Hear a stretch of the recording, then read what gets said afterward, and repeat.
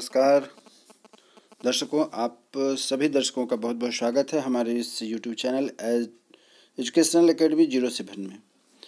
आज हम उन स्टूडेंट्स के लिए वीडियो बना रहे हैं जो कि झारखंड में बीएड की तैयारी के लिए उत्सुक हैं और हमारे कुछ दर्शकों ने इच्छा जाहिर की है कि सर यदि संभव हो तो झारखंड से बीएड की तैयारी संबंधित कुछ जानकारी दें।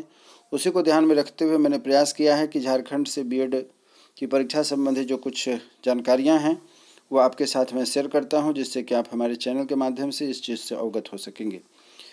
झारखंड बीएड प्रवेश परीक्षा पाठ्यक्रम 2024 के बारे में आज के बारे में हम लोग चर्चा कर रहे हैं। आज जो चर्चा का विषय है उसमें आप देखेंगे कि झारखंड बीएड प्रवेश परीक्षा पाठ्यक्रम 2024 बीएड पाठ्यक्रम सत्र 2024-26 में प्रवेश के लिए झारखंड बीएड प्रवेश परीक्षा 2024 पूर्ण पाठ्यक्रम विवरण आपको हमारे इस YouTube चैनल के माध्यम से प्राप्त हो सकता है।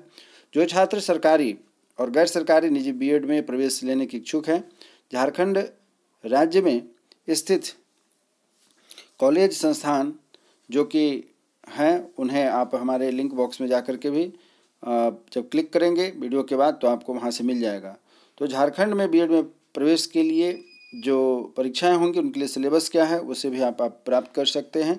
तो यहाँ आपको जानकारी दी जा रही है कि इच्छुक उम्मीदवार झारखंड बीएड का विवरण डाउनलोड करें और जांच कर सकते हैं। यहाँ पर कौन कौन से टॉपिक होंगे आपकी इस तैयारी के लिए उस पर मैं आपको एक बार फोकस डालता हूँ। प्रवेश परीक्षा जो होगी पाठ्यक्रम 24 में यहाँ नीचे लिंक दिया जा रहा है। साथ ही साथ यह भी जान लीजिए कि किन किन विषयों की यहाँ पर परीक्षाएँ होंगी। आपकी प्रवेश परीक्षा के लिए कौन कौन से विषय होंगे, तो विषय होंगे, प्रश्नों की संख्या आप देख रहे हैं यहाँ पर आपको दिखाया गया है कि कौन कौन से बगल में आपके कौन कौन से विषय हैं, उसके बाद प्रश्नों की संख्या कितनी है और उसके लिए जो है कि आपका जो मार्क्स कितने होंगे यानी कि अंक कितने होंगे, विषय, प्रश्नों की संख्या और उसके अंक कितने होंगे। तो भाषा प्रवीणता जो 1 नंबर में आएगी, जिसमें हिंदी और इंग्लिश दोनों ही भाषा से प्रश्न होंगे आपके लिए। सभी प्रश्न ऑब्जेक्टिव होंगे और 15-15 प्रश्न रहेंगे, 15 हिंदी से तथा 15 अंग्रेजी से। कुल मिलाकर के 30 प्रश्नों की संख्या होगी और उसके लिए आपको 30 अंक निर्धारित किए गए। 30 प्रश्नों के लिए 30 अंक निर्धारित किए गए हैं। उसी प्रकार जब हम आगे बढ़ते हैं तो यहाँ देख रहे हैं दूसरा है कि शिक्षण योग्यता अर्थात टीचिंग एप्टीट्यूड क्या होगा। तो आप देख लीजिए 40 प्रश्न उसके लिए रहेंगे और उसके साथ ही साथ 40 अंक भी उसके लिए दिए जाएंगे तथा तर्क क्षमता अर्थात रीजनिंग 30 नंबर के रहेंगे और 30 नंबर उसके लिए भी निर्धारित किए गए हैं। तो कहने का तात्पर्य यह हुआ कि कुल मिलाकर के 100 प्रश्न होंगे। 100 प्रश्नों के लिए 100 अंक भी आपके लिए निर्धारित किए गए हैं। 100 प्रश्नों में 100 अंक दिए जाएंगे अर्थात 100 प्रश्न और 100 अंक के लिए आपका यहाँ पर टेस्ट होगा। परीक्षा की अवधि 2 घंटे के रहेंगे तथा परीक्षा जो होगी कंप्यूटर आधारित टेस्ट जिसे हम CBT पैटर्न भी कहते हैं, इसमें नकारात्मक अंकन होगा अर्थात नेगेटिव मार्किंग रहेगी और प्रत्येक गलत उत्तर के लिए 0.25 अंक काटे जाएंगे। अर्थात यह हुआ कि यदि आपकी प्रश्न गलत होते हैं तो उसके लिए नेगेटिव मार्किंग होगी। इसलिए आपको ध्यान रखना है कि बहुत सोच समझ कर प्रश्नों के उत्तर देने हैं। नेगेटिव मार्किंग होने से आपके जितने अंक ऊपर बढ़ते हैं उसमें से कुछ अंक घट भी जाते हैं। तो इसलिए आप उन्हीं प्रश्नों के उत्तर को कॉन्फिडेंटली आंसर करें जिसका आप उत्तर जानते रहेंगे। नहीं जानने वाले प्रश्न के उत्तर को अटेम्प्ट नहीं करेंगे, अन्यथा आपका जो पॉजिटिव में कुछ मार्क्स आया है वह भी घट जाएगा। तो परीक्षा में केवल वस्तुनिष्ठ प्रकार के ही प्रश्न रहेंगे, बहुवैकल्पिक प्रश्न रहेंगे अर्थात मल्टीपल चॉइस वाले क्वेश्चन रहेंगे। अब आगे बढ़ते हैं कि कौन कौन से इसमें मुख्य बिंदु हैं आपको ध्यान देने के लिए। तो भाषा प्रवीणता में जैसा कि अभी आपको मैंने बताया है कि हिंदी और अंग्रेजी दोनों रहेंगे। तो इसमें क्या होती है बातें उसे देखिए। विशिष्ट क्षेत्र को इंगित करना जैसे कि समझ अर्थात अंडरस्टैंडिंग, जिसमें कि आपको कॉम्प्रिहेंशन मिलेगा। कॉम्प्रिहेंशन के आधार पर आपको उनके प्रश्न जो होंगे उनको पढ़ करके उसका उत्तर देना रहता है। तो जैसे समझना, वाक्यों की पुनर्व्यवस्थित करना अर्थात अरेंजमेंट करना, वाक्यों के कुछ हिस्सों में त्रुटि का पता लगाना, एरर जो रहेगा उस सेंटेंस में, हिंदी और इंग्लिश दोनों के लिए मैं बोल रहा हूँ, एरर रहेंगे सेंटेंस में तो उसको आपको देखना है कि कहाँ पर वाक्य में एरर आ रहा है। रिक्त स्थान के लिए उपयुक्त शब्दों का चयन करना अर्थात उसमें कुछ फ्रेजल वर्ड रहेंगे, प्रीपोजिशन रहेंगे और इस तरीके के जो ऑप्शन होंगे जो कि बीच बीच में एरर रहता है या खाली जगह है, रिक्त स्थान है, उसके लिए आपके पास बगल में ऑप्शन भी दिया रहेगा। उस ऑप्शन में से आपको सही प्रश्नों के उत्तर भरने हैं। दिए गए वाक्यांशों के समकक्ष अर्थात ढूंढना, अधूरे वाक्यों को उपयुक्त ढंग से शब्द ढूंढ करके अनुक्रमण करना, व्याकरण जिससे कि काल, पूर्व सर्ग, शामिल रहते हैं। समानार्थक शब्द, मुहावरे, लेख इत्यादि इस तरीके के प्रश्न रहेंगे जो आपके हिंदी और अंग्रेजी दोनों ही कई टेस्ट ली जाएगी, जिसमें 15-15 अंक के या 15 अंग्रेजी के रहेंगे और 15 जो है कि हिंदी के रहेंगे। तो इस तरीके से हिंदी और इंग्लिश दोनों में ही कुल मिलाकर के सिलेबस सेम रहेगा। और ग्रामर है तो आप जान सकते हैं कि ग्रामर में किस किस तरीके के प्रश्न पूछे जाते हैं, यहाँ पर आपको बता दिया गया है।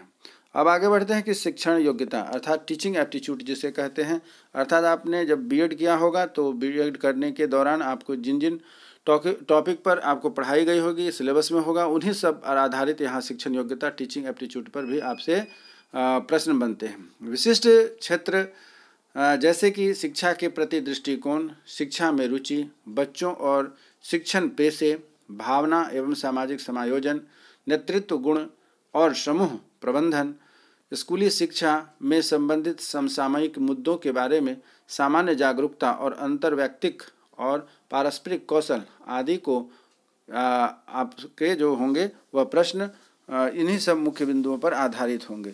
विशेष करके एक चीज़ और मैं बताना चाहता हूं कि शिक्षण योग्यता के लिए आपने अगर CTET की तैयारी की रखी होगी तो उसके लिए सभी विषयों के जो 5 विषय आपके निर्धारित किए गए थे उन सबों के टीचिंग एप्टीट्यूड जो पोर्शन होता है, कुछ आपके उस विषय से संबंधित प्रश्न रहते हैं और उस विषय के टीचिंग एप्टीट्यूड वाले जो प्रश्न होते हैं CTET का, उसको भी अगर आप देख लेते हैं जिसमें कि आपको उसमें काफ़ी मदद मिलेगी, क्योंकि CTET पर आधारित जो सिलेबस है उस पर आपको मदद मिलेगी। उसकी टीचिंग एप्टीट्यूड वाली जो पोर्शन है उसको आप देख लीजिए, याद होगा उसमें 5 विषय होते हैं। सबसे पहला पेपर आपका जो होता है CDP, उसके बाद भाषा 2 होते हैं, उसके बाद उसमें मैथ्स होते हैं और उसके बाद EVS होते हैं। तो यहाँ इसी तरीके के इन सभी विषयों के जो टीचिंग एप्टीट्यूड वाली जो पोर्शन है उसको अगर आप देख लेते हैं तो यहाँ पर आपका शिक्षण योग्यता वाला पोर्शन लगभग आपका कवर हो जाएगा। अब बात आती है रीजनिंग की, शिक्षण की सोचने की क्षमता, अर्थात रीजनिंग पर आधारित कुछ प्रश्न होते हैं जिससे कि आप देख करके इसकी तैयारी करें। यूँ तो आपने कंपटीशन संबंधित तैयारी करने के लिए बहुत सारे रीजनिंग के पोर्शन पढ़े होंगे, उससे ज़्यादा भारी प्रश्न नहीं रहेंगे, क्योंकि आपके पास देख रहे हैं कि 30 नंबर के ही प्रश्न इसमें से रहेंगे। तो सामान्य प्रश्न रहेंगे, क्योंकि यहाँ पर नौकरी नहीं दी जा रही है, सिलेक्शन हो रहा है, तो सामान्य ऐसे प्रश्न होते हैं जिससे कि बच्चा आसानी से क्वालिफाई करके आगे बढ़ जाए। तो यही है रीजनिंग का जो पोर्शन है आपके सामने है। देखिए, मौखिक एवं गैर मौखिक रहेंगे, तर्क पर आधारित, उसका संख्या श्रृंखला, लुप्त संख्या जिसे मिसिंग नंबर कहते हैं, विषम संख्या ऑड इवन वाला जो होता है, अक्षर श्रृंखला, उसके बाद है जम्बलिंग, उसके बाद सादृश्य, विषय खोज, न्यायशास्त्र, तार्किक समस्या, कथन और निष्कर्ष, संबंध स्थापित करना और संख्यात्मक क्षमता, कथन को व्यवस्थित करना, जैसे कि विशिष्ट क्षेत्रों को कवर किया जाएगा। ये सभी क्रमबद्ध रूप से आपको दिए रहेंगे। तो आप जनरली अन्य जो कंपटीशन के रीजनिंग की तैयारी कर रहे हैं उसी तरीके के प्रश्न इसमें से भी रहेंगे, और ये जो आपकी होती है आपकी रीजनिंग पर आधारित इसमें प्रश्न रहेंगे। इसीलिए आप जो है कि घबराएं नहीं, जो तैयारी आपकी है उसी के आधार पर इसकी परीक्षा दीजिए। निश्चित रूप से आप इसमें सफल होंगे, क्योंकि ज़्यादा कंपटीशन टाइट नहीं होता है। इंट्रांस के लिए 100 नंबर का जो है जो पेपर है, यदि आप 50 नंबर के आसपास ले आते हैं तो उम्मीद करता हूं कि आप निश्चित रूप से इसको क्वालिफाई कर जाएंगे। जिस भी कैटेगरी में आते होंगे, जनरल, SC, ST, OBC या आपकी जो भी पैमाना होंगी वहाँ के सिलेक्शन के लिए, झारखंड से सिलेक्शन के लिए, तो उस क्राइटेरिया में आप अगर 50 अंक के आसपास लाते हैं तो निश्चित रूप से आप क्वालिफाई कर जाएंगे। मेरा उम्मीद है, मेरी शुभकामना है कि आप निश्चित रूप से अपने इस इंट्रांस को क्वालिफाई करें। अन्य टॉपिक जो इससे रिलेटेड है उस पर भी हम लोग आगे आने वाले एपिसोड में डिस्कशन करेंगे। इसी शुभकामना के साथ कि आप तैयारी अच्छे से करें, क्वालिफाई करें। हमारी आपकी फिर से मुलाकात होगी एक नए वीडियो में, नए टॉपिक पर। तब तक के लिए नमस्कार, धन्यवाद।